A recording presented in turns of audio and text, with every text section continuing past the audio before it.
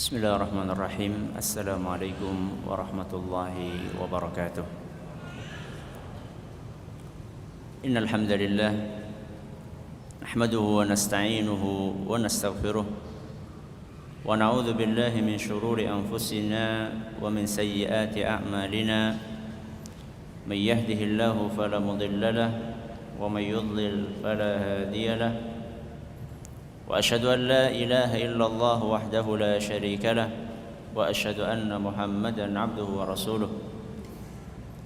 يا أيها الذين آمنوا اتقوا الله حق تقاته ولا تموتن إلا وأنتم مسلمون. يا أيها الناس اتقوا ربكم الذي خلقكم من نفس واحدة وخلق منها زوجها وبث منهما رجالا كثيرا ونساء واتقوا الله الذي تساءلون به والأرحام إن الله كان عليكم رقيبا. يا أيها الذين آمنوا اتقوا الله وقولوا قولا سديدا يصلح لكم أعمالكم ويغفر لكم ذنوبكم ومن يطع الله ورسوله فقد فاز فوزا عظيما. أما بعد فإن أصدق الحديث كتاب الله وخير الهدي هدي محمد صلى الله عليه وسلم وشر الأمور محدثاتها وكل بدعة ضلالة. Kita panjatkan puja dan puji syukur kehadirat Allah Tabaraka wa Ta'ala. Pada kesempatan pagi menjelang siang yang berbahagia kali ini, kita kembali diberi kekuatan, kesehatan, hidayah serta taufik dari Allah Jalla wa Ala, sehingga kita bisa kembali menghadiri salah satu kajian yang kita harapkan semoga Allah Tabaraka wa Ta'ala berkenan untuk melimpahkan kepada kita semuanya ilmu yang bermanfaat, sehingga bisa kita amalkan sebagai bekal untuk menghadap kepada Allah Jalla wa Ala. Amin ya Rabbal Alamin. Salam dan salam semoga senantiasa tercurahkan kepada junjungan kita Nabi besar Muhammad sallallahu alaihi wasallam, pada para sahabatnya, keluarganya, dan umatnya yang setia mengikuti tuntunannya hingga di akhir nanti. Para hadirin dan hadirat sekalian yang kami hormati, dan juga segenap pendengar Radio Insani 88 FM di Purbalingga, Purwokerto, Banjar, dan sekitarnya. Sebelum kita memasuki materi pada kesempatan kali ini, yaitu fikih sirah, saya ingin menyampaikan beberapa pertanyaan kepada jamaah sekalian yang bisa menjawab supaya mengangkat tangannya. Pertanyaan yang pertama, berapa jumlah putra dan putri Nabi sallallahu alaihi wasallam?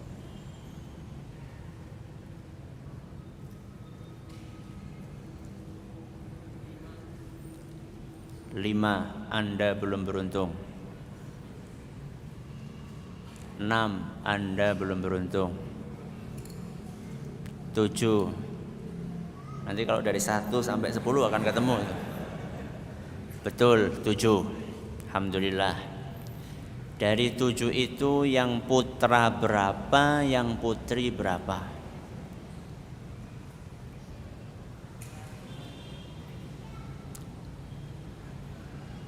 Yang lain? Enggak.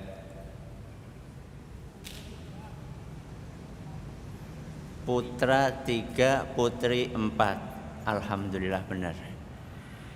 Pertanyaan berikutnya, sebutkan 7 putra dan putri Nabi sallallahu alaihi wasallam urut dari nomor 1 sampai nomor 7.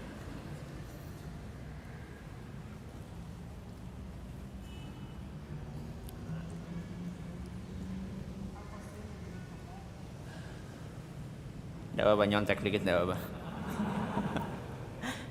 Terus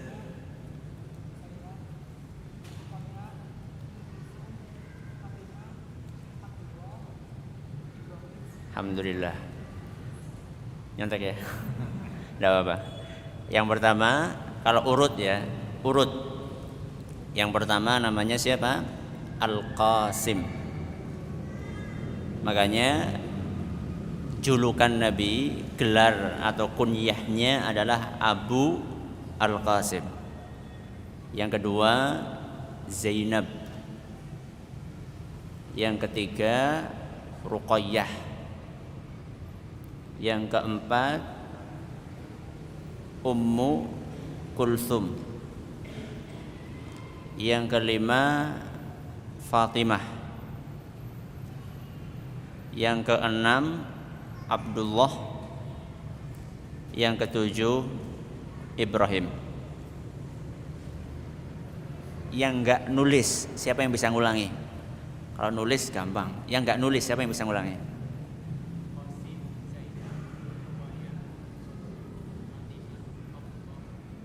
Bagus. Dari 7 putra Nabi SAW. Ini belum belajar kok udah ujian Ustaz. Dari 7 putra Nabi dan putri Nabi, siapa yang meninggal sebelum Rasul SAW meninggal? Ibrahim. Tok. Yang lain? Dari 7 putra dan putri Nabi SAW, siapa yang meninggal sebelum Nabi SAW meninggal?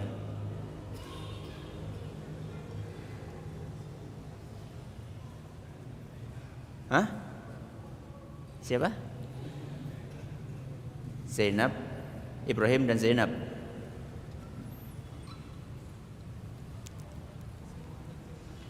Semuanya kecuali Fatimah. Betul?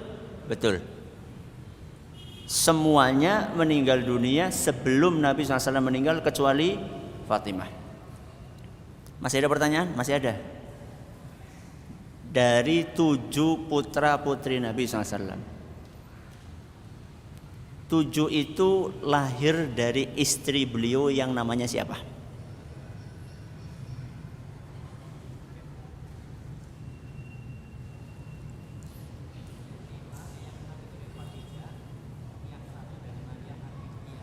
Yang 6 dari Khadijah, yang 1 dari Maria Al-Qibtiyah. Yang dari Khadijah siapa? Terus Ibrahim. Yang nomor 1 sampai nomor 6 itu adalah lahir dari istri beliau Khadijah. Sedangkan yang ke-7 siapa? Ibrahim, itu lahir dari istri beliau Maria Al-Qibtiyah. Selesai pertanyaannya. Ini kalau sampai tidak terjawab, nggak jadi kita belajar hari ini. Karena ini menggambarkan kepada kita betapa kita kurang memberikan perhatian yang proporsional kepada sejarah Nabi kita Muhammad SAW. Siapa di antara yang hadir di sini, termasuk yang ngomong, pernah membaca sejarah Nabi Muhammad SAW dari awal sampai akhir? Khatam sejarah Nabi SAW. Ngacung. Siapa di antara jamaah sekalian yang sudah khatam baca komik Koping Ho? Tidak ada?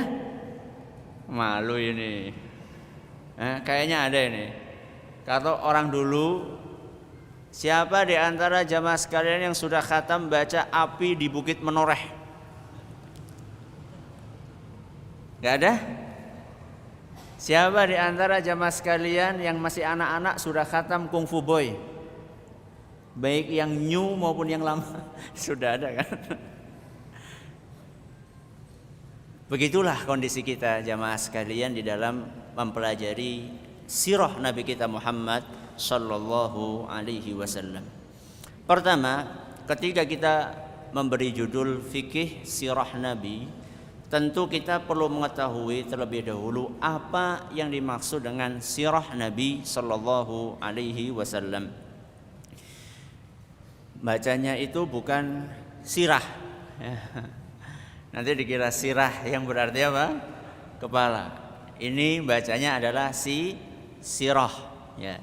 Sirah Nabi sallallahu alaihi wasallam adalah perjalanan hidup Nabi kita Muhammad sallallahu alaihi wasallam mulai dari sejak lahir sampai wafat. Masih ditambah dengan berbagai kejadian yang berkenaan dengannya. Ini yang dimaksud dengan sirah Nabi sallallahu alaihi wasallam. Karena definisinya panjang, makanya diringkas dengan kata sirah Nabi sallallahu alaihi wasallam. Terus di pengumuman, di pamflet yang disebarkan itu judulnya bukan hanya sirah Nabi, tapi di situ disebutkan fikih sirah Nabi. Fikih sirah itu apa Ustaz? Selama ini kita tahunya fikih itu fikih sholat, fikih puasa, fikih zakat, fikih haji. Kok ini ada fikih sirah itu dari mana Ustaz? Dan apa maksudnya? Fikih sirah itu bukan hanya sekedar belajar sirah saja. Kalau sekedar belajar sirah saja, mungkin kita hanya belajar tentang tahun, tentang tanggal, tentang nama, tentang tempat, nama orang, nama tempat, kejadian apa, jumlahnya sekian, yang perang, pasukan kaum musyrikin sekian, pasukan kaum muslimin sekian. Ini baru belajar tentang sirah secara dasar. Dan ini belum cukup bagi seorang muslim. Seorang muslim dia tertuntut untuk mempelajari sejarah nabinya sallallahu alaihi wasallam. Bukan hanya sekedar mempelajari tahun, nama, tempat, dan seterusnya. Tapi yang lebih penting dari itu adalah bagaimana kita bisa mengambil pelajaran dari kehidupan Nabi sallallahu alaihi wasallam. Makanya fikih sirah bisa kita katakan adalah memahami dengan baik dan mengambil pelajaran dari sirah Nabi sallallahu alaihi wasallam. Jadi fikih sirah itu bukan hanya sekedar membaca ritual atau rutinitas yang terjadi pada zaman Nabi SAW, tapi kita berusaha untuk mengambil pelajarannya. Setelah diambil pelajarannya, untuk kita aplikasikan dalam kehidupan sehari-hari, sehingga betul-betul kehidupan kita itu diwarnai dengan warna yang ada dalam kehidupan Nabi sallallahu alaihi wasallam. Karena kenyataannya masih banyak di antara kaum muslimin yang mereka membaca sejarah Nabi sallallahu alaihi wasallam, maaf, seperti membaca mantra. Membaca apa? Mantra. Pernah saya pas enggak saya bawa, saya pernah lihat video di daerah luar Jawa di sana, di salah satu kota di Sumatera. Dalam satu malam mereka mengkhatamkan membaca sejarah Nabi sallallahu alaihi wasallam, tapi enggak tahu apa yang mereka baca. Hanya sekedar seperti orang membaca mantra yang tidak difahami artinya, kemudian keras-kerasan suara. Sayang saya qadarullah enggak terbawa ya.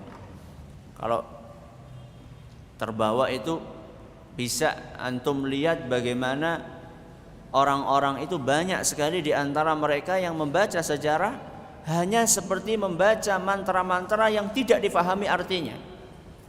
Itu pun dibaca cuma setahun sekali. Memang sangat mengenaskan di tengah gempuran budaya barat, masih banyak di antara kaum muslimin yang seperti itu terhadap sejarah nabinya Muhammad sallallahu alaihi wasallam. Berikutnya, mengapa kita mempelajari sirah Nabi sallallahu alaihi wasallam? Mengapa coba? Ada yang tahu? Mengapa kita mempelajari sirah Nabi SAW?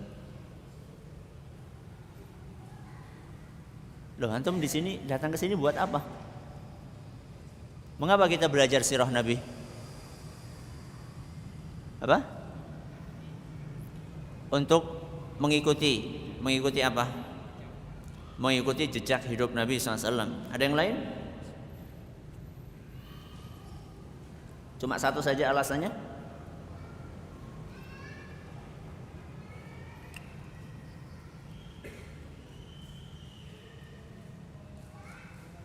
Untuk meneladani beliau. Apa bedanya antara meneladani sama mengikuti jejak? Mirip. Ada yang lain?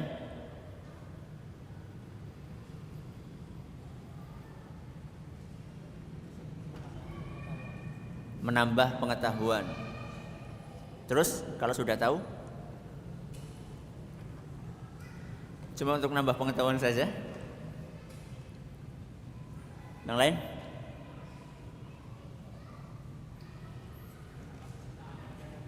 Untuk menambah kecintaan kepada Nabi Sallallahu Alaihi Wasallam. Tak kenal maka tak sayang. Ada yang lain? Sekurang-kurangnya ada 4 hal yang menyebabkan kita perlu dan harus mempelajari sejarah Nabi. Yang pertama, karena diperintahkan oleh Allah Subhanahu wa Ta'ala. Sehingga ketika kita menjalankan perintah Allah, dapat pahala enggak? Dapat pahala. Itulah hebatnya membaca sejarah Nabi. Beda dengan membaca Kopingho yang saya bilang tadi, enggak ada pahalanya. Tapi kalau membaca sejarah Nabi Sallallahu Alaihi Wasallam ada pahalanya. Kenapa? Karena Allah memerintahkan itu. Di mana Ustaz Allah memerintahkannya? Ada dalam Al-Quran surat Al-Ahzab ayat 21. Surat Al-Ahzab ayat 21. Siapa yang hafal?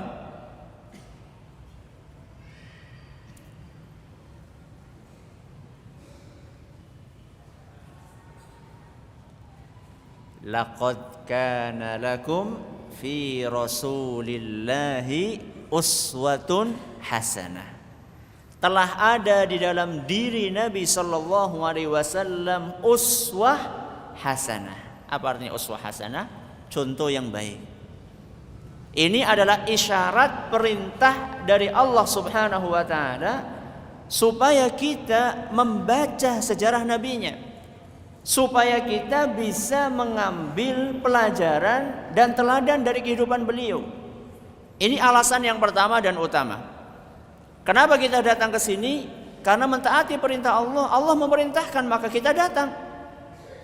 Kemudian yang kedua, di antara alasan kita belajar sejarah Nabi Sallallahu Alaihi Wasallam adalah untuk memahami Al-Quran. Kok bisa Ustaz? Iya. Karena kita sering mendengar ada istilah asbabun nuzul. Apa asbabun nuzul? Sebab diturunkannya Al-Quran. Kita akan faham Al-Quran dengan baik antara lain manakala kita memahami sebab diturunkannya ayat tersebut. Contoh, di dalam hadis yang diriwayatkan oleh Abd ibn Humaid, dan hadis ini sanadnya dari sahih oleh Syekh Salim Al-Hilali dan Syekh Muhammad Al-Nasr, diceritakan tentang sebab diturunkannya surat Al-Mu'awwidhatani. Surat apa? Al-Falaq dan An-Nas. Tahu sebabnya? Kisah di sihirnya Nabi Sallallahu Alaihi Wasallam oleh seorang Yahudi yang bernama Labid bin Al-A'sam. Diceritakan dalam riwayat itu, saharan Nabi Sallallahu Alaihi Wasallam rajulun minal Yahud. Suatu hari Nabi kita Muhammad Sallallahu Alaihi Wasallam disihir oleh seorang Yahudi. Fashtaka, dan Nabi sallallahu alaihi wasallam menderita akibat sihir tersebut. Fa'atahu Jibril fanazala alaihi bil mu'awwidhataini. Maka malaikat Jibril datang kepada Nabi kita Muhammad sallallahu alaihi wasallam dengan membawa 2 surat Al-Falaq dan An-Nas. Berarti ada enggak hubungannya sirah Nabi dengan memahami Al-Qur'an? Ada. Terus aplikasinya bagaimana Ustaz? Aplikasinya dengarkan kelanjutannya. Wa qala inna rajulan minal yahudi saharaka was-sihru fi bi'ri fulanin. Wahai Muhammad, sesungguhnya engkau ini disihir sama seorang Yahudi, dan sihirnya, alat untuk mensihirnya, media sihirnya itu disimpan oleh orang tersebut di salah satu sumur tua di kota Madinah. Fa arsala Aliyan, maka diutuslah Ali bin Abi Thalib untuk mengambil media sihir tersebut di dalam sumur tua. Ketika Ali turun, diceritakan dalam riwayat lain bahwa media sihirnya itu ditaruh di dasarnya sumur, di bawah batu. Masukkan ke sumur, di bawah sumur itu atau di dasarnya sumur ada batu, kemudian disembunyikan di situ. Setelah itu diperintahkan supaya media sihirnya dibawa kepada Nabi sallallahu alaihi wasallam. Fa amarahu an yahullal uqada wa tuqra'a ayatan. Ketika didatangkan itu, ternyata medianya terbuat dari tali yang dibuat ikatan-ikatan. Enggak ada tali. Ada yang bawa tali? Ana bukan lagi mau ngajarin sihir ya. Kasih contoh aja. Ada yang bawa tali? Tidak ada yang pakai celana pakai tali? Wah, bahaya Ustaz kalau disambut. Tali kemudian dia apa? Diikat-ikat. Ya, diikat-ikat sama orang Yahudi tersebut. Setiap ikatan dibacain. Ya, jadi caranya tukang sihir itu adalah setiap satu ikat dibacain mantra-mantra. Maka cara mengatasinya diperintahkan oleh Nabi sallallahu alaihi wasallam agar ikatan tadi dibuka satu persatu sambil dibacakan surat apa tadi? Al-Falaq dan An-Nas satu persatu. Ini aplikasi. Ya. Penerapan ketika kita mengetahui sejarah Nabi sallallahu alaihi wasallam, sehingga kita bisa memahami dengan baik ayat-ayat Al-Qur'an dan bagaimana kita menerapkannya dalam kehidupan sehari-hari. Salah satu fungsinya adalah untuk mengobati sihir. Makanya diceritakan dalam riwayat tersebut, faja'ala yaqra'u wa yahul. Ali bin Abi Thalib membaca surat Al-Falaq dan An-Nas satu persatu sambil membuka ikatan-ikatan tersebut, hatta qama an-nabiy sallallahu alaihi wasallam ka'annama anshata min iqalin. Sampai sedikit demi sedikit Nabi sallallahu alaihi wasallam sadar setelah selesai dibaca itu semuanya, Nabi sallallahu alaihi wasallam sehat walafiat seperti orang yang baru lepas dari belenggu. Jadi ketika kita membaca sejarah Nabi sallallahu alaihi wasallam, kita bisa memahami ayat Al-Qur'an dengan baik. Kalau misalnya ada naudzubillah min dzalik di antara keluarga kita yang terkena sihir, enggak usah pusing-pusing manggil dukun. Gak usah capek-capek minta tolong sama ustadz. Siapa yang suruh bacain Ustaz? Ya antum. Ustaz, nek balik mengyong kepriye Ustaz? Ya mulane siap-siap. Siap-siap dengan mempersiapkan diri membaca zikir pagi dan sore yang diajarkan oleh Nabi SAW. Ada cerita seorang syekh yang mengobati orang kena sihir. Kemudian jinnya memberi syarat. Setelah dibacakan Al-Quran, gak mau keluar-keluar karena tidak tahan. Akhirnya jinnya memberi syarat. Iya, saya mau keluar, tapi syaratnya setelah saya keluar dari tubuh orang ini, saya mau masuk ke tubuhmu. Tubuhnya siapa? Syekhnya. Apa kata syekhnya? Monggo. Silakan.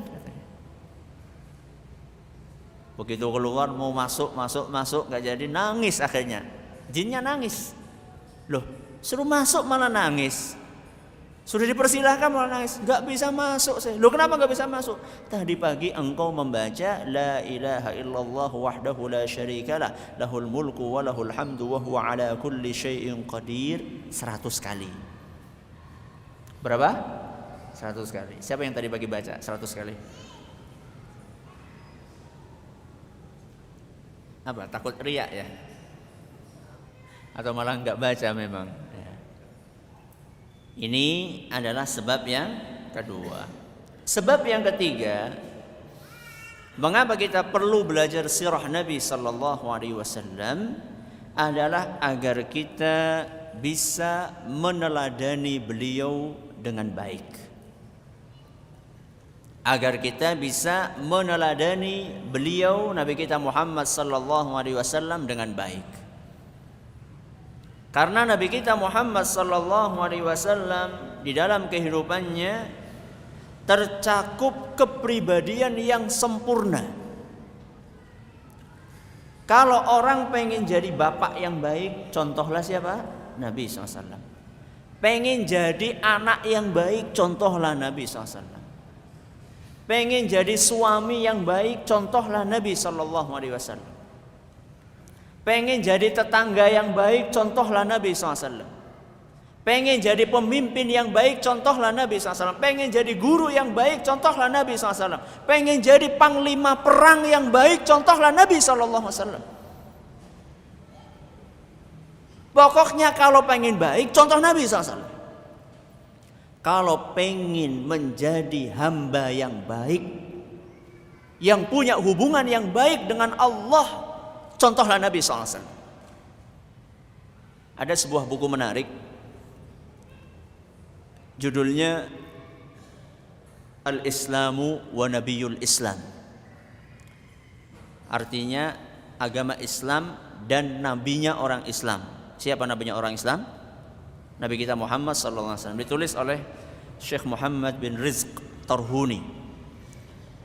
Di mukadimah buku ini beliau menjelaskan berbagai kepribadian Nabi SAW dari sekian banyak sisi.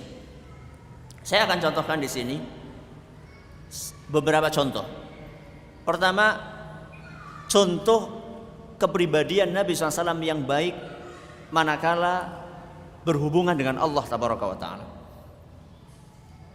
Diceritakan oleh Aisyah radhiyallahu anha, kana Rasulullah sallallahu alaihi wasallam idza shalla qama hatta tafattara rijlahu. Bahwasanya Nabi kita Muhammad sallallahu alaihi wasallam kalau salat malam, maka beliau salat sampai kedua kakinya bengkak. Saking lamanya beliau berdiri. Bisa dibayangkan lamanya karena beliau dalam satu rakaat bisa membaca surat Al-Baqarah suratannya. Suratannya apa? Surat Al-Baqarah. Ngacung. Aku enggak ngacung. Yang pernah sholat malam suratannya Al-Baqarah. Pernah Ustaz? Allahu la ilaha illa huwal hayyul qayyum. Iya, itu satu ayat dalam surat Al-Baqarah. Oh, anak pernah Ustaz. Apa? Alif lam mim. Allahu akbar. Duh. Cepat teman surat Al-Baqarah ya. Bukan itu, Nabi kita Muhammad SAW dari ayat pertama sampai ayat terakhir. Berapa panjangnya surat Al-Baqarah? 2 juz setengah. Dan itu masih ditambah dengan surat sesudahnya. Apa? Habis Al-Baqarah apa? Ali Imran. Habis Ali Imran? Al-Maidah. Habis Al-Maidah? An-Nisa. Benar itu urutannya.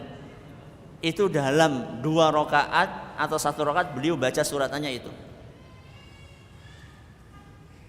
Kalau saya sama jenengan, apa suratannya? Maaf, dalam tanda kutip trio kul. Qul huwallahu ahad, qul a'udzu birabbil falaq, qul a'udzu birabbin nas. Kenapa kok baca itu? Saya cinta sama surat-surat tersebut. Cinta apa bebeh? Ya. Sampai bengkak. Akhirnya Aisyah bertanya kepada Nabi sallallahu alaihi wasallam, "Ya Rasulullah, atasna'u hadza wa qad ghufira laka ma taqaddama min dzambika wa ma ta'akhkhar."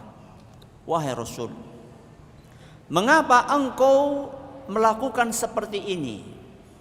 Alias mengapa engkau itu sholatnya lama banget hingga bengkak kakimu, padahal engkau ini dosa-dosamu yang telah lampau dan yang akan datang sudah diampuni.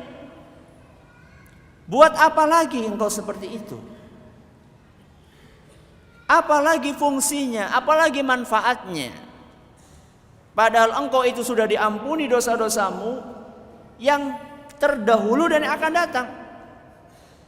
Dan sudah pasti masuk surga. Apa jawaban Nabi SAW memberikan pelajaran kepada kita? Bagaimana seharusnya seorang hamba menghambakan dirinya kepada Allah. Kata Nabi SAW, "Ya Aisyatu, afala akunu 'abdan syakura." Wahai Aisyah, apakah tidak pantas seandainya aku menjadi hamba yang pintar bersyukur? Jadi Nabi SAW ingin mengekspresikan rasa syukur beliau kepada Allah Tabaraka wa Ta'ala. Coba seandainya ada di antara kita yang tahu sudah dijamin masuk surga, kira-kira sholatnya tambah mempeng apa tambah amleng? Lawong kita saja yang belum tahu apakah mesti masuk surga atau tidak, itu sholatnya si amleng. Apalagi kalau tahu mesti masuk surga. Makanya ini yang seharusnya kita contoh dari Nabi kita Muhammad sallallahu alaihi wasallam.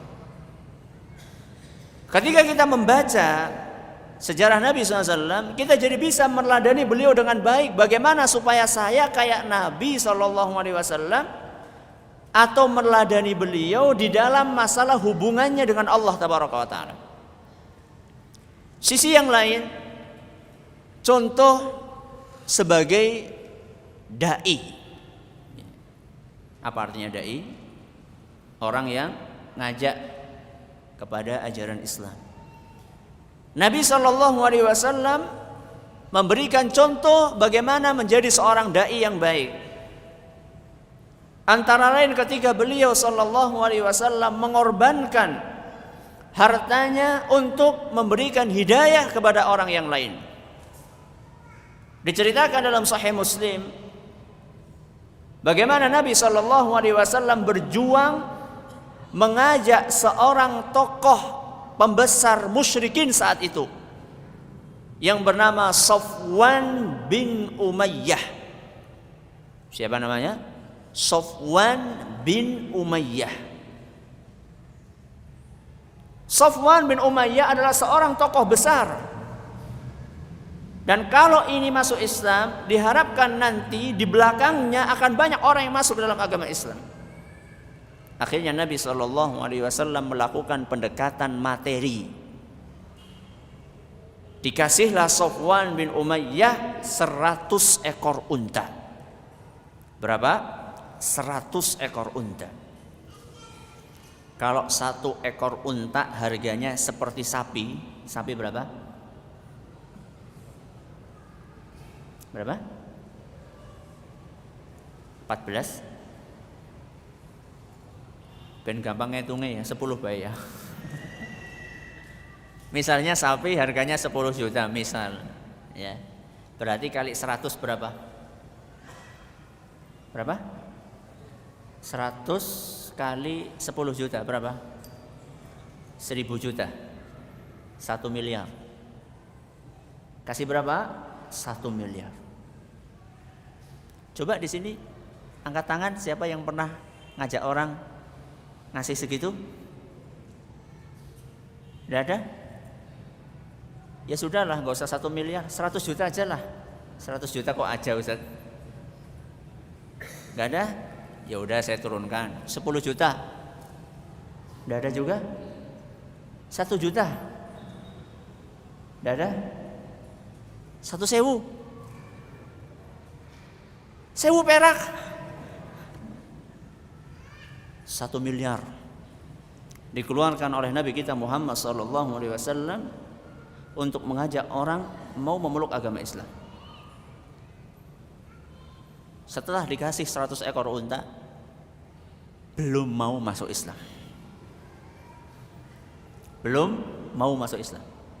Gimana perasaan jenengan? Ngasih orang 1 juta, urung gelem mlebu Islam. 1 juta loh, ini 1 miliar, belum masuk Islam. Nabi SAW tidak patah arang. Ditambah lagi oleh beliau 100 ekor unta lagi. Berarti berapa? 2M. Belum masuk Islam juga. Kebangetan apa ora? Ditambah lagi oleh beliau 100 ekor unta lagi. Berarti berapa ekor? 300 ekor unta yang kalau dirupiahkan sekitar 3 miliar baru masuk Islam. Efeknya bagaimana Ustaz? Dalam diri Safwan bin Umayyah, ketika Nabi SAW memberikan pemberian sedemikian rupa, efeknya diceritakan langsung oleh Safwan bin Umayyah.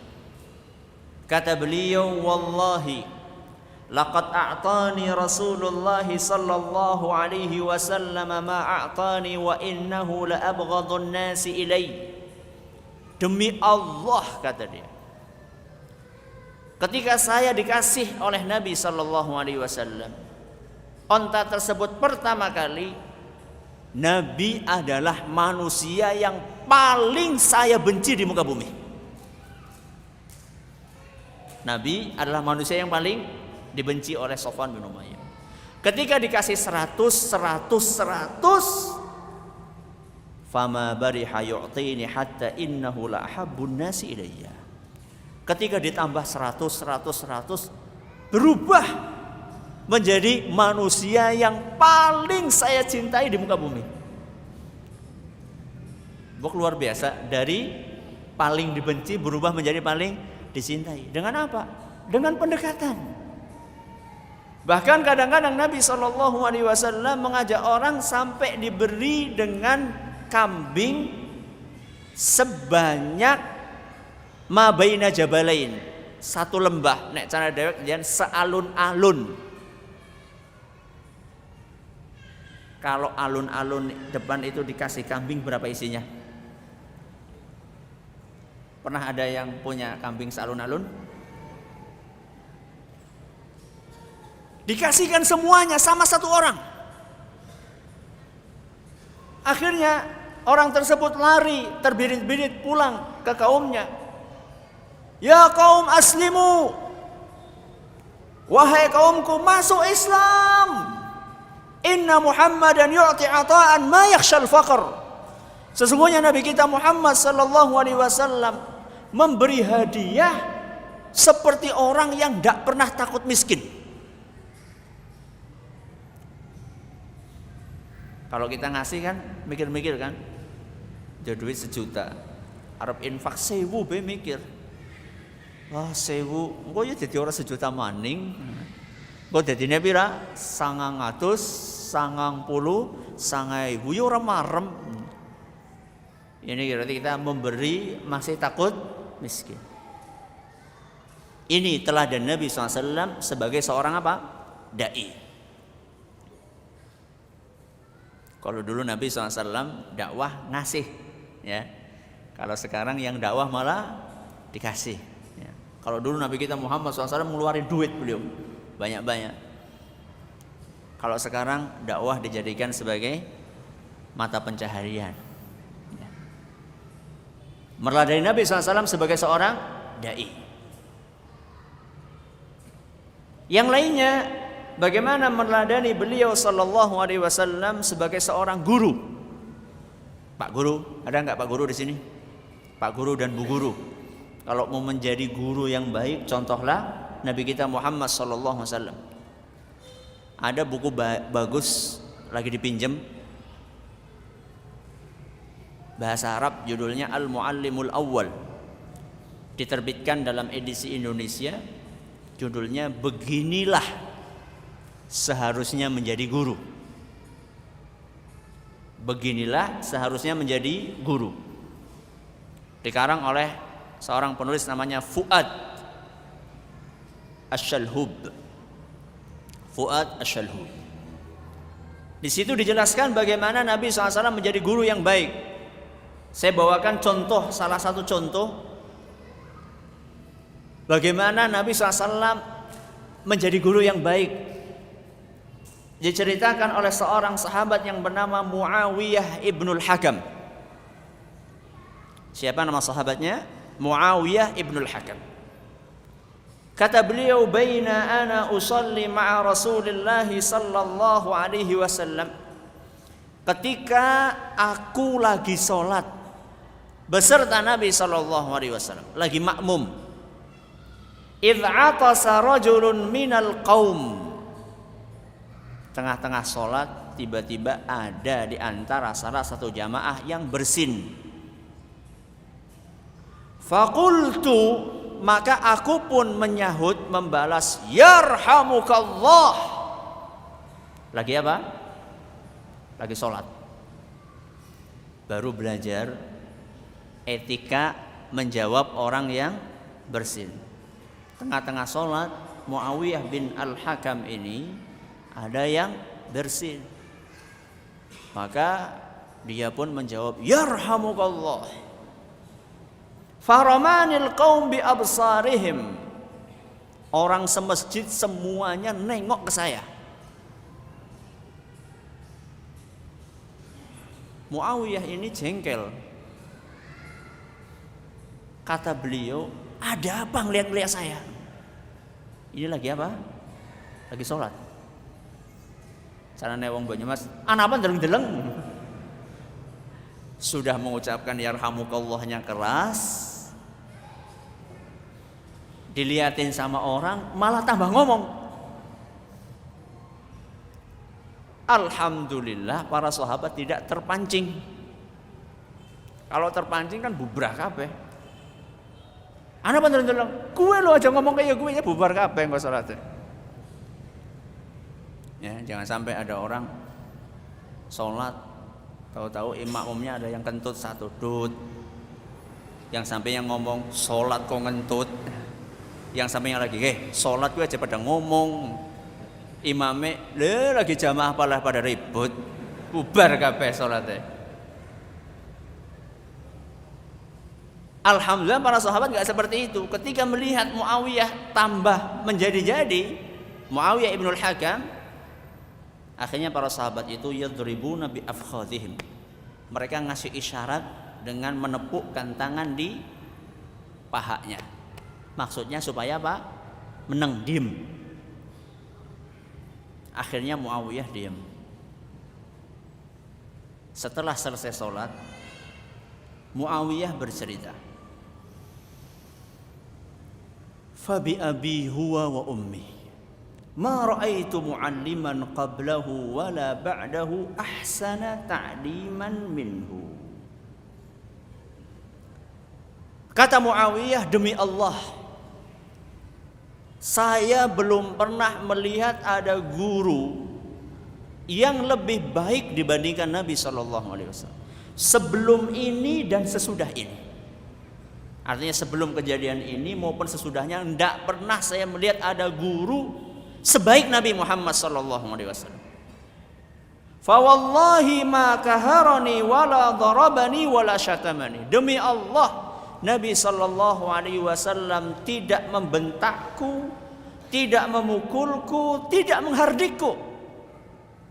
Terus apa yang dilakukan oleh Nabi SAW?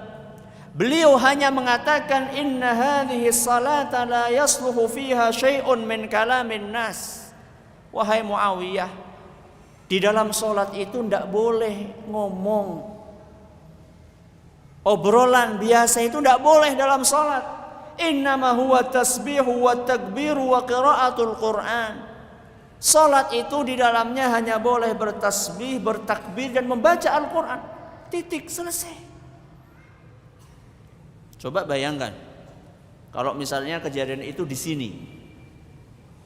Saya yakin habis salat itu langsung pada ngadeg kabeh ndi mau sing ngomong. Nabi SAW memberikan contoh bagaimana seharusnya menjadi seorang guru ketika berhadapan apalagi dengan orang yang masih tidak tahu. Ini Muawiyah ini kan kira-kira tahu atau tidak? Tidak tahu. Kalau tahu ngapain dia ngomong? Tidak tahu Muawiyah. Makanya Nabi SAW menyikapinya dengan sikap yang begitu lembutnya. Begitulah seharusnya seorang guru. Anak SD pacaran, gurunya sudah langsung keluarkan. Bisa jadi dia tidak tahu anak tersebut kalau pacaran itu tidak boleh. Maka diajari terlebih dahulu bagaimana batasan-batasan hubungan antara laki-laki dan perempuan di dalam agama kita. Ini sebagai seorang dai, sebagai seorang guru. Berikutnya, Nabi kita Muhammad SAW sebagai seorang pemimpin sekaligus teman buat rakyatnya. Pemimpin sekaligus teman. Memberikan pelajaran kepada kita bagaimana seharusnya pemimpin menyikapi rakyatnya. Nabi kita SAW diceritakan oleh Anas ibnu Malik, anna imra'atan kana fi aqliha syai'. Di kota Madinah dahulu ada seorang wanita yang ada sesuatu di otaknya. Apa maksudnya? Ada sesuatu di otaknya. Apa maksudnya? Ini bahasa lembut dari ungkapan halus dari, paham? Ungkapan halus dari wanita ini kurang waras. Faqalat ya Rasulullah inna li ilaika hajatan. Wanita yang kurang waras itu suatu hari datang kepada Nabi, ya Rasulullah, saya punya keperluan penting sama kamu. Coba kalau misalnya jenengan lagi jalan tahu-tahu dipanggil sama orang gila. Apa yang dilakukan? Apa? Lari kan? Iya. Padahal kan belum tentu dia mau mukul. Bisa jadi dia mau nanya apa, misalnya dia baca koran misalnya nggak paham, Mas ini siapa gitu. Mungkin enggak? Mungkin. Lihat bagaimana Nabi SAW sebagai seorang pemimpin sekaligus sebagai teman untuk rakyatnya. Kata Nabi SAW, ya umma fulanin unzuri ayyassikaki syi'ti hatta aqdiya laki hajataki. Wahai fulanah, ummu fulan, kamu cari saja di jalan mana di kota Madinah ini yang kamu pengen bicara sama saya, sehingga saya bisa menyelesaikan problematika yang kamu hadapi. Jadi Nabi SAW itu bukan hanya mendengarkan keluhan dari wanita yang kurang waras itu di situ. Bahkan Nabi SAW menawarkan, kamu pengen ngomong sama saya di mana? Silahkan. Fakhala ma'aha fi ba'di turuqi hatta faragat min hajatiha. Akhirnya Nabi SAW mengikuti, membuntuti wanita tersebut. Kamu pengennya ngomong di mana? Oh, saya pengennya ngomong di jalan sana. Ayo. Datang Nabi SAW bersama beliau, kemudian mendengarkan apa yang disampaikan oleh wanita tersebut sampai selesai urusannya. Hadis riwayat Muslim. Beginilah seharusnya seorang pemimpin terhadap rakyatnya. Termasuk kalau zaman sekarang mungkin semacam kepala sekolah kepada murid-muridnya. Coba bayangkan misalnya ada sebuah sekolahan kedatangan tamu, bupati atau menteri. Nah, kepala sekolahnya itu lagi jalan sama bupati tersebut, tahu-tahu ada siswanya yang masih, Pak Guru. Kira-kira ditanggapi apa enggak? Ditanggapi enggak? Hah? Yakin 100%. Apa? Disetrap setelah selesai pertemuan. Ngapa ceruk-ceruk? Ini padahal mungkin siswa dia, mungkin ya pertanyaannya suatu hal yang remeh. Tapi Nabi kita Muhammad SAW memberikan contoh seorang pemimpin yang sangat peduli kepada rakyatnya. Ini sebagai seorang pemimpin. Contoh yang lainnya sebagai seorang suami. Sebagai seorang suami yang baik, Nabi kita Muhammad SAW mencontohkan dalam sebuah hadis yang diriwayatkan oleh Imam An-Nasa'i dalam Al-Kubra dan sanadnya dinilai sahih oleh Imam Ibnu Hajar Al-Asqalani. Kata Aisyah radhiyallahu anha, pada suatu hari ada anak-anak Habasyah. Anak-anak Habasyah. Habasyah itu adalah negeri di Afrika yang sekarang namanya Ethiopia. Ada anak-anak Habasyah yang lagi bermain-main. Maka Aisyah radhiyallahu anha ditawari oleh Nabi sallallahu alaihi wasallam, "Ya Humaira, atuhibbina an tanzuri ilaihim?" Apakah engkau pengen nonton anak-anak yang lagi main-main tersebut? Faqalat na'am. Maka Aisyah mengatakan, iya wahai Rasul, saya pengen nonton. Akhirnya ditemani sama Nabi SAW. Nabi duduk. Kemudian Aisyah radhiyallahu anha menyenderkan kepalanya kemana? Ke pundaknya Nabi SAW. Mesra enggak? Mesra. Coba sekarang, saya yakin banyak di antara kita bermesraan ketika pengantin baru. Ketika sudah setahun, 2 tahun, anak wis akeh, istri lendean, lendean, nyumbe kesel lendean. Lihat Nabi kita Muhammad SAW mencontohkan bagaimana menjadi seorang suami yang baik. Ya. Aisyah radhiyallahu anha menyandarkan kepalanya. Setelah sekian lama, Nabi SAW bertanya kepada Aisyah, hasbuki, gimana Aisyah? Sudah cukup apa belum? Artinya nontonnya sudah cukup atau belum? Apa kata Aisyah? La ta'jal ya Rasulullah, belum. Saya masih belum wahai Nabi, belum. Akhirnya Nabi SAW duduk lagi. Ini Aisyah tetap di sini. Sudah agak lama lagi Nabi bertanya, gimana Aisyah? Sudah selesai belum? Belum wahai Nabi, belum. Sabar Nabi SAW. Ditunggu. Setelah agak lama lagi Nabi tanya lagi, gimana Aisyah? Sudah belum? Belum wahai Nabi. Gimana kira-kira kalau jenengan kayak gitu? Belanja suwe temen. Tuku apa bae jane? Orang ngerti wong kesel apa? Dan yang lebih menakjubkan lagi, Apa sebenarnya alasan Aisyah mengatakan belum?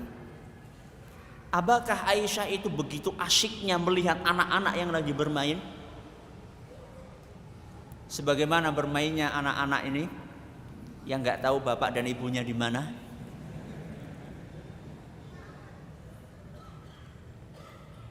Apakah Aisyah itu saking asyiknya melihat anak-anak yang sedang bermain sehingga beliau mengatakan belum wahai Nabi, belum, sampai diulangi 3 kali Nabi mengatakan sudah belum Aisyah, belum wahai Nabi, jangan buru-buru, belum. Apakah itu alasannya Aisyah? Dengar alasannya Aisyah radhiyallahu anha dan bagaimana Nabi menyikapinya. Kata Aisyah radhiyallahu anha, wa mali hubbun nadhari ilaihim walakinni ahbabtu an yablugha nisaa maqamahu li wa makani minhu. Saya itu berlama-lama duduk di situ bukan karena saya sedang menikmati anak-anak yang lagi bermain, bukan. Tapi saya ingin menunjukkan kepada istri-istri Nabi yang lain bagaimana kedudukan saya di sisi Nabi sallallahu alaihi wasallam dan bagaimana Nabi sallallahu alaihi wasallam mencintai saya. Nabi tahu enggak maksudnya Aisyah? Tahu. Tapi Nabi SAW tidak marah. Sabarnya Nabi SAW sedemikian rupa. Coba sekarang bagaimana sabarnya kita kepada istri-istri kita? Nitip nitip itu keluar rumah. Dela-dela nitip. Loh, kalau nggak nitip sama jenengan, nitip sama siapa? Ya. Kesabaran Nabi sebagai seorang suami. Termasuk kepekaan Nabi SAW kepada istrinya. Suatu hari Nabi SAW dalam sebuah hadis yang diriwayatkan oleh Imam Bukhari dan Muslim berkata kepada Aisyah radhiyallahu anha, inni la a'lamu idza kunti anni radiyatan wa idza kunti alayya ghadba. Wahai Aisyah, saya tahu persis, saya paham kapan kamu lagi bahagia, lagi bombong, dan kapan kamu lagi jengkel sama saya. Ini Nabi SAW lagi berkata, memberitahu Aisyah, wahai Aisyah, saya paham betul kapan kamu lagi bombong, lagi senang, dan kapan kamu lagi jengkel sama saya. Aisyah penasaran, ya Rasulullah, min aina ta'rifu dzalik? Gimana kamu bisa tahu wahai Rasul suasana hati saya? Padahal Aisyah radhiyallahu anha ketika lagi bombong, ketika lagi ndak suka, tetap menjaga muka manis. Inilah bedanya antara Aisyah dengan istrinya. Istrinya siapa? Apa nggak ada bedanya? Istri jenengan kalau lagi marah senyum, masya Allah hebat kayak Aisyah. Ya. Aisyah radhiyallahu anha kalau lagi marah senyum, lagi senang senyum. Tapi Nabi SAW bisa paham kapan Aisyah senyumnya temenanan, kapan senyumnya menyembunyikan isi hatinya. Bagaimana wahai Rasul kamu bisa memahami? Kata Nabi SAW, idza kunti anni radiyatan fa innaki taqulina la wa rabbi Muhammad. Kalau kamu lagi senang, lagi bombong, kemudian kamu bersumpah, maka isi sumpahmu adalah demi Tuhannya Muhammad. Demi Tuhannya Muhammad. Yang disebut namanya siapa? Nama beliau sallallahu alaihi wasallam.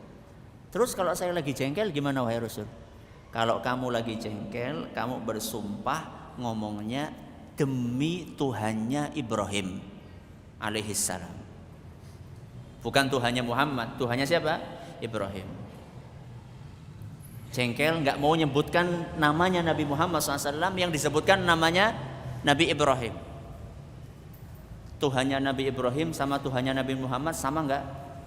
Ya sama, Allah Subhanahu Wa Taala.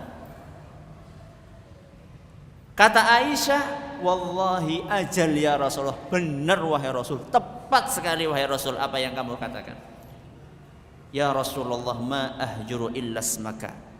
Wahai Rasul, saya tidak kuasa, saya tidak mampu untuk meninggalkan kecuali namamu tok yang bisa saya tinggalkan wahai Rasul. Kalau saya suruh meninggalkan kamu wahai Rasul, tidak mampu. Saya hanya bisa meninggalkan, tidak menyebutkan namamu wahai Rasul. Itu yang bisa saya lakukan. Lihat bagaimana kepekaan Nabi kita Muhammad SAW. Ada di antara suami di zaman ini, istrinya sudah sampai cemberut, mukanya masam, masih belum paham kalau istrinya lagi marah. Oh, ingannya lagi kesuh ya. Loh mas, saya sudah muka, nggak tahu mau pasang muka kayak apa lagi, nggak tahu. Sudah diem terus, orang mudeng-mudeng, malah lagi lara untu ya. Kalau mau contoh yang baik menjadi suami, contohlah siapa?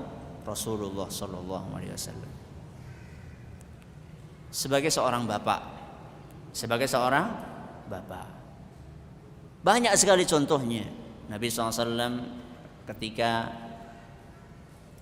membawa cucunya Umamah,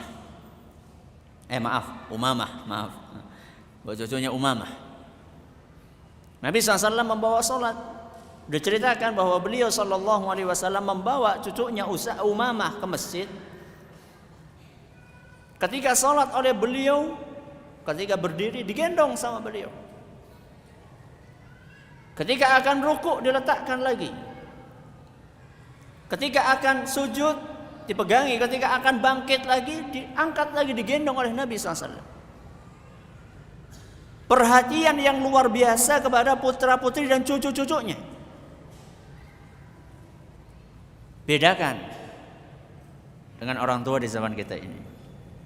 Bagus membawa anak ke masjid itu bagus.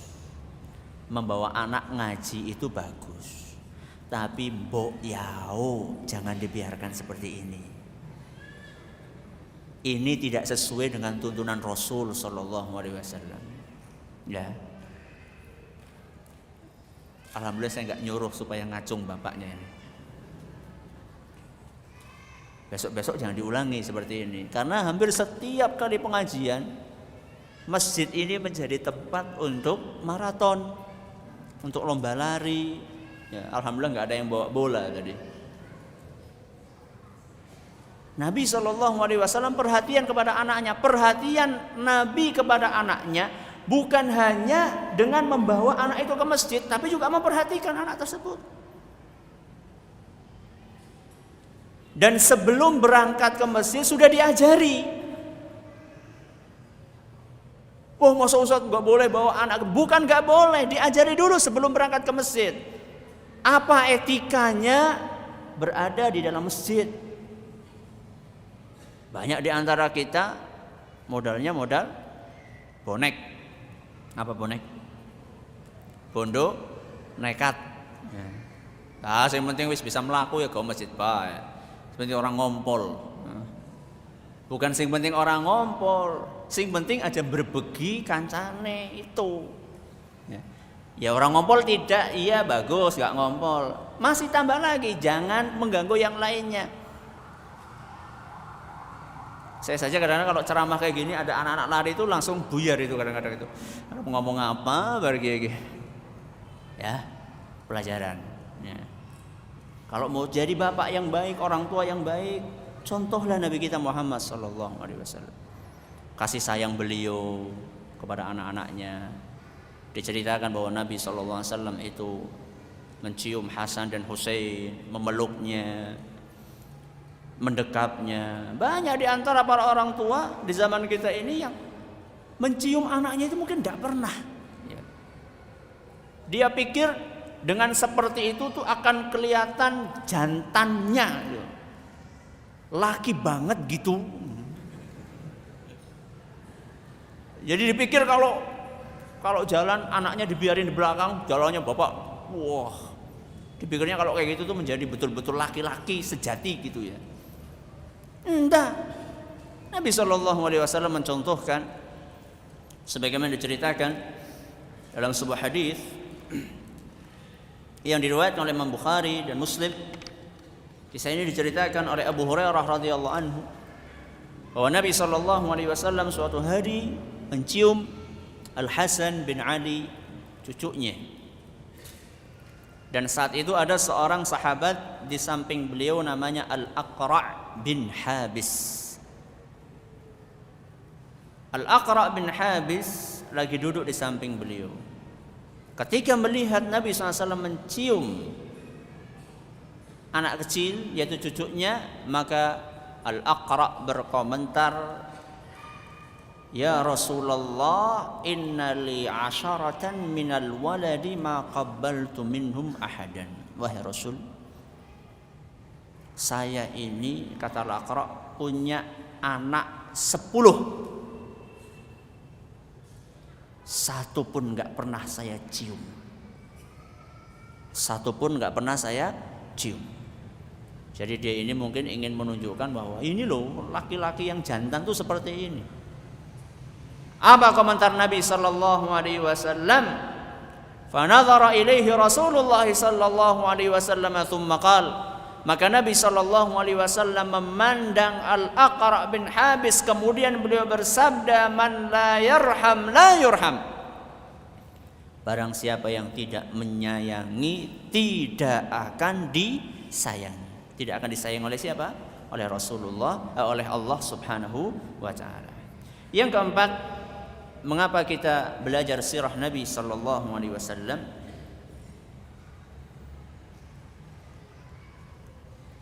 Untuk memahami ilmu-ilmu yang lainnya. Ketika kita belajar sirah Nabi sallallahu alaihi wasallam, kita bisa belajar antara lain akidah. Ketika kita belajar sirah Nabi, kita bisa belajar fikih. Ketika kita belajar sirah Nabi, kita bisa belajar akhlak.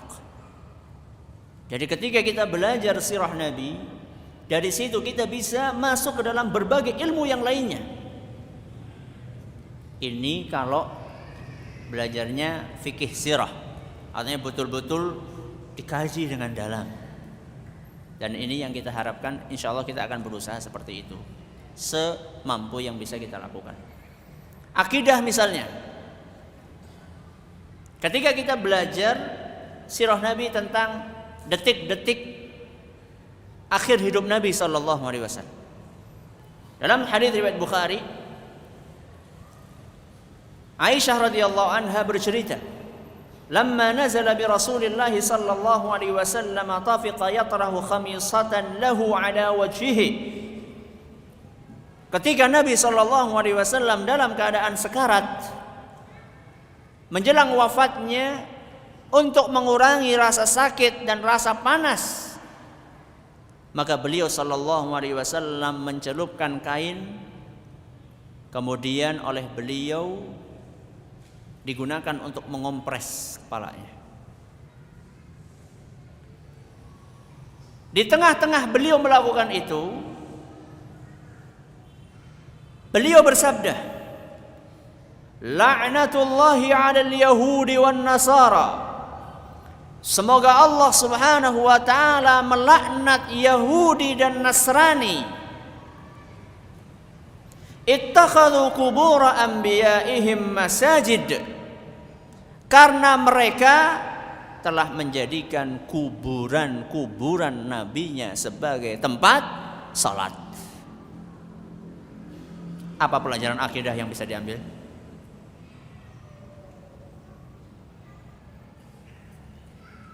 Apa pelajarannya?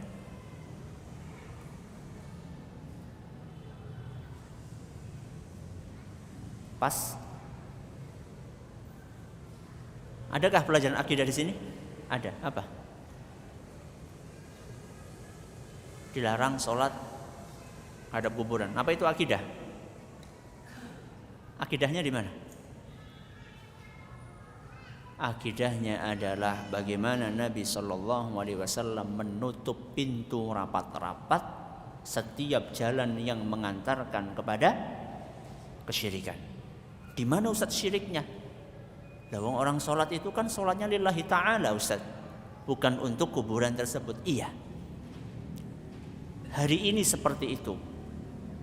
Siapa yang akan menjamin besok akan tetap sholat lillahi ta'ala di hadapan kuburan? Makanya para ulama sepakat haram hukumnya sholat menghadap kuburan. Bahkan sebagian ulama mengkategorikan itu termasuk dosa besar. Alasannya kenapa? Alasannya bisa mengantarkan kepada perbuatan syirik. Jadi ketika kita mempelajari sejarah Nabi SAW, kita bisa masuk ke dalam ilmu yang lain, ilmu akidah, ilmu yang lain, ilmu fikih. Masih tentang kisahnya Nabi SAW menjelang wafatnya. Diceritakan oleh Aisyah radhiyallahu anha bahwasanya Nabi SAW menjelang wafatnya, saat itu para sahabat Nabi SAW sudah bersaf-saf duduk di masjid menunggu kedatangan beliau sholat isya. Ketika Nabi SAW sadar, beliau bertanya, asallan nas, apakah sudah pada sholat para sahabatku? Maka orang-orang yang ada di sekeliling Nabi SAW menjawab, belum wahai Rasul, mereka menunggu kehadiranmu. Akhirnya Nabi SAW minta air untuk mandi. Setelah Nabi SAW mandi, beliau akan bangkit berjalan menuju ke masjid. Ketika bangkit itu beliau tidak sadarkan kembali, alias pingsan kembali. Setelah beberapa saat Nabi SAW siuman, kemudian bertanya dengan pertanyaan yang serupa, asallan nas, apakah orang-orang sudah pada sholat? La ya Rasulullah wa hum yantadhirunak, belum wahai Rasul, mereka menunggu kehadiranmu. Maka Nabi SAW minta didatangkan air mandi lagi beliau. Ketika akan bangkit, pingsan lagi Nabi SAW.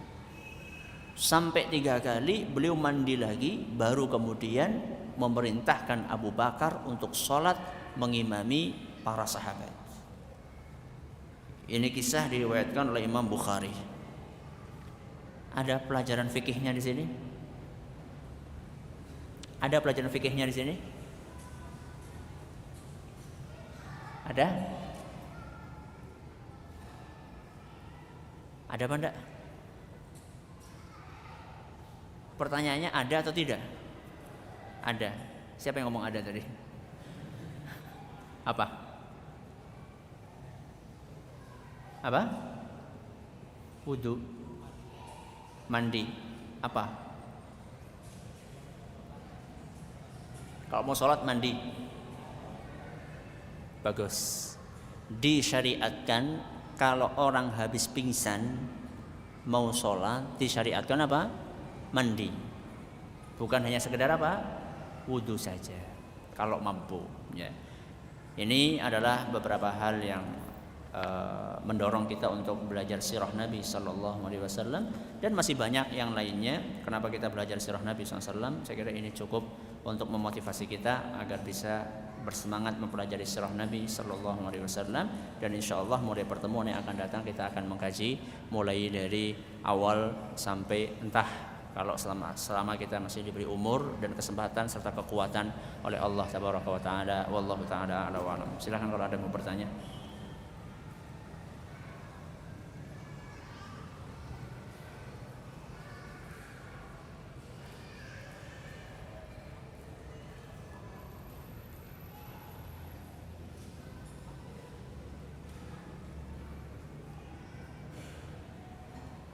Bisa pakai kertas, bisa langsung.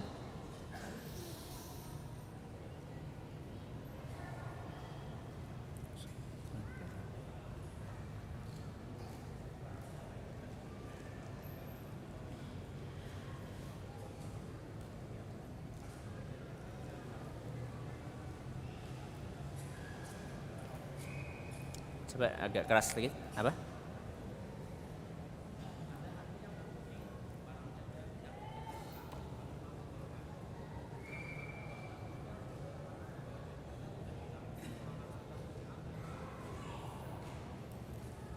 Apa maksud dari sabda Nabi sallallahu alaihi wasallam, man raghiba an sunnati falaysa minni? Barang siapa yang tidak suka dengan sunnahku, maka dia bukan termasuk golonganku. Apakah maksudnya bukan orang Islam? Atau maksudnya orang ini bukan termasuk muslim yang sejati?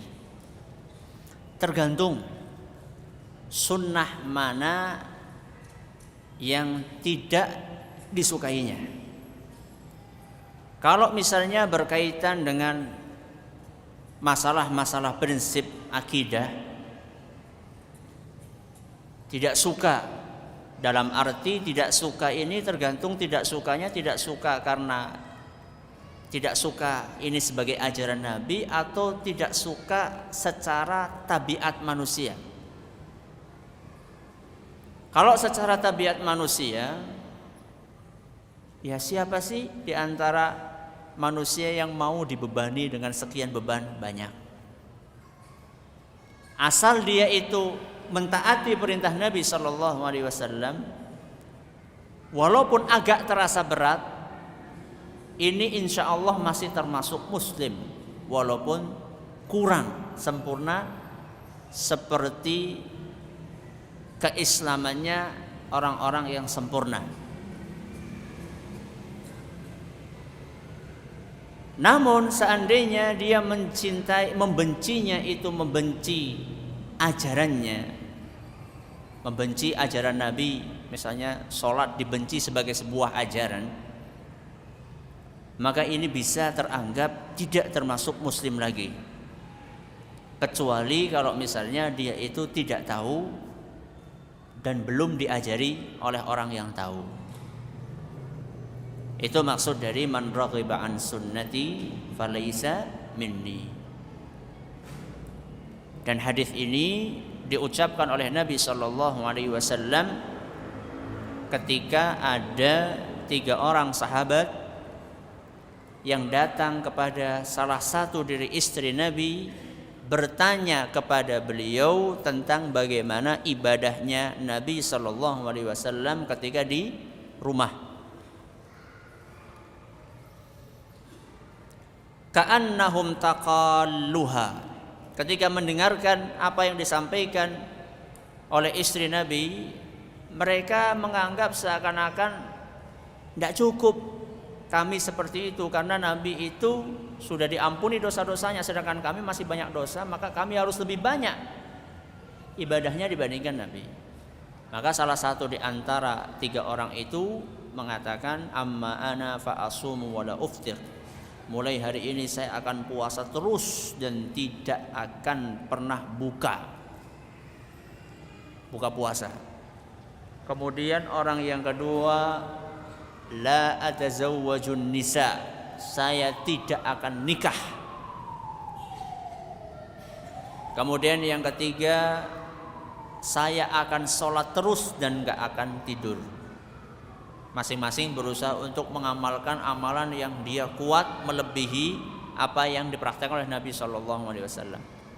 Maka ketika berita itu sampai ke telinganya Nabi SAW, beliau berkata, kenapa saya dengar di antara kalian ada yang mengatakan ini dan itu? Amma ini fa asumu wa uftir. Adapun aku puasa dan juga berbuka. Wa usolli wa anam. Aku juga sholat dan tidur. Waktunya sholat, waktunya tidur. Wa atazawwajun nisa, dan aku juga nikah. Faman raghiba an sunnati falaysa minni. Barang siapa yang tidak suka dengan sunnahku, maka dia bukan termasuk golonganku. Ustaz tadi menyebutkan bahwa Nabi terkena sihir. Lalu apakah mungkin ada ajaran Nabi yang diajarkan ketika di bawah pengaruh sihir? Tidak ada ajaran Nabi SAW yang rusak gara-gara sihirnya Nabi SAW, tersihirnya Nabi SAW. Para ulama menjelaskan bahwa tersihirnya Nabi SAW tidak berpengaruh sama sekali terhadap kesempurnaan wahyu yang beliau sampaikan. Karena wahyu dari Allah itu terjaga oleh Allah tabaraka wa taala. Apakah mandi junub sudah mewakili wudu? Kemudian jika di tengah-tengah mandi kita buang air kecil, apakah wudunya batal? Yang kedua, iya, wudunya batal. Tengah-tengah, misalnya sebelum mandi wudu, habis itu mandi, di tengah-tengah mandi buang air kecil, batal enggak? Ya batal. Terus bagaimana Ustaz? Diulangi lagi. Apanya yang diulangi? Terserah. Mau diulangi wudunya atau mau diulangi mandinya. Milih yang mana? Wudunya. Kalau misalnya kita sudah mandi besar, mandi besar itu maksudnya dari ujung rambut sampai ujung kaki, itu apakah sudah mewakili wudu? Menurut sebagian ulama, kalau niatnya sebelum mandi itu adalah untuk mengangkat hadas yang kecil maupun yang besar, sudah berniat dari awal, maka menurut sebagian ulama sudah terwakili wudunya. Makanya ada sebagian ulama mengatakan bahwa kalau orang mandi, yang penting semuanya basah. Karena bangun-bangun subuh sudah qomat, ternyata celananya basah alias mimpi. Mau mandi dengan aturan yang diajar oleh Nabi kelamaan, nanti masbuk, akhirnya nyemplung kemana? Nyemplung ke, bukan ke sumur, nyemplung ke bak, plung, pluk, pluk, pluk, pluk, pluk, pluk. Dari ujung kepala sampai ujung kaki basah semuanya. Terus langsung pakai baju lari. Itu terwakili? Iya. Itu sudah sah. Kalau yang afdol bagaimana? Yang afdol jangan bangun pas qomat. Yang afdol seberapa jam sebelum azan sudah bangun, kemudian mandi pelan-pelan. Kalau yang sesuai dengan apa yang diajarkan oleh Nabi, itu adalah wudu terlebih dahulu. Sebelum wudu membasuh kemaluan terlebih dahulu, ya, dengan sabun dibasuh sampai bersih. Setelah itu baru wudu biasa. Setelah itu baru mandi, mulai dari kepala bagian kanan, kemudian bagian kiri keramas, baru kemudian sabunan sebelah kanan, sabunan sebelah kiri, baru selesai, sudah gak wudu lagi karena tadi sudah wudu. Kecuali kalau di awal belum wudu, maka bisa wudunya di mana? Di akhir. Itu yang sempurna. Tapi kalau sudah qomat suruh kayak gitu, wah itu bisa terlambat. Makanya tadi alternatifnya nyemplung kemana? Ke bak. Itu tidak apa-apa. Kalau mana yang lebih afdol, ya jelas lebih afdol yang tadi sampaikan. Ustaz, apabila nyuruh orang sholat dengan mengiming-imingi mendapatkan uang, itu bagaimana? Tepat atau tidak? Tadi Nabi SAW ngajak Sofwan bin Umayyah pakai apa? Bukan uang, pakai onta, materi, pakai duit, ya, tidak apa-apa. Tapi itu hanya stimulus awal. Jangan sampai nanti setiap hari kita menyediakan 5.000 kali 5 buat anak kita. Bi, sangu mana? Mau zuhuran, sangu. Bi, sangu, mau kemana? Asaran, sangu. Berarti tidak berhasil itu pendidikannya. Kalau Nabi SAW setelah para sahabat itu masuk ke dalam Islam, oleh Nabi digembleng keikhlasannya. Sampai akhirnya setelah digembleng oleh Nabi SAW, dunia seisinya tidak lagi berharga di hadapan para sahabat. Ajaran Islam lebih mereka cintai daripada dunia seisinya. Karena apa? Karena digembleng sama Nabi SAW. Itu cuma stimulus awalnya saja. Sama juga ketika kita ngajak anak kita, nak kamu kalau sholatnya rajin nanti sangoni tambah. Nanti sambil diajari bahwa sholat itu bukan untuk mencari duit, sholat itu adalah untuk mencari pahala dari Allah Tabaraka wa Ta'ala, untuk menggambarkan rasa syukur kita kepada Allah, begitu seterusnya.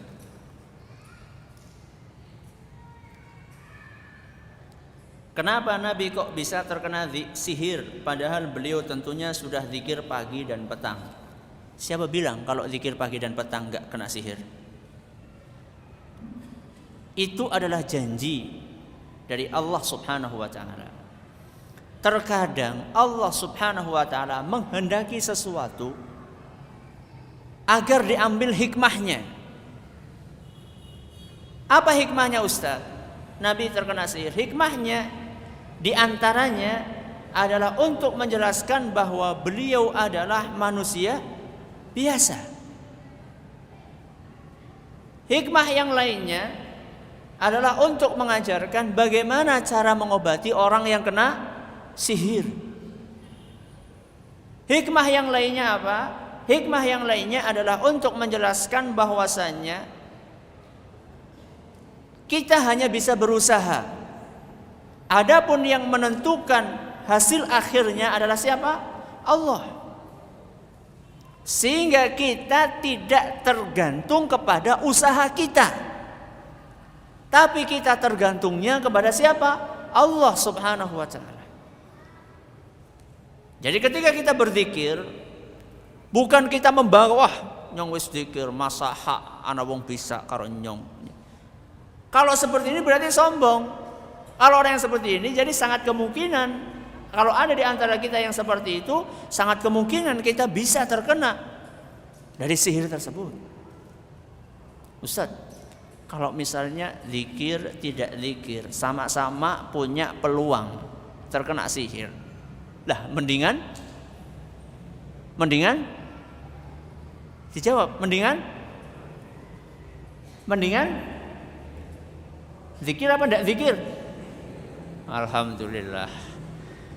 Jangan tinggal lah, sama-sama punya peluang mendingan enggak zikir. Ya enggak, mendingan zikir. Kenapa? Karena peluangnya lebih kecil. Makanya coba lihat anak-anak yang sekarang ada sering kesurupan massal di sekolah-sekolah. Coba tanya, di antara yang kesurupan itu siapa di antara mereka yang zikir? Yakin wala gokin ya, bahwa mungkin nggak ada di antara mereka yang berzikir ketika pagi sore. Jangankan pagi sore, keluar rumah saja mungkin enggak. Baca bismillahi tawakkaltu 'alallahi la haula wala quwwata illa billah. Wajar seandainya terkena sihir atau terkena jin.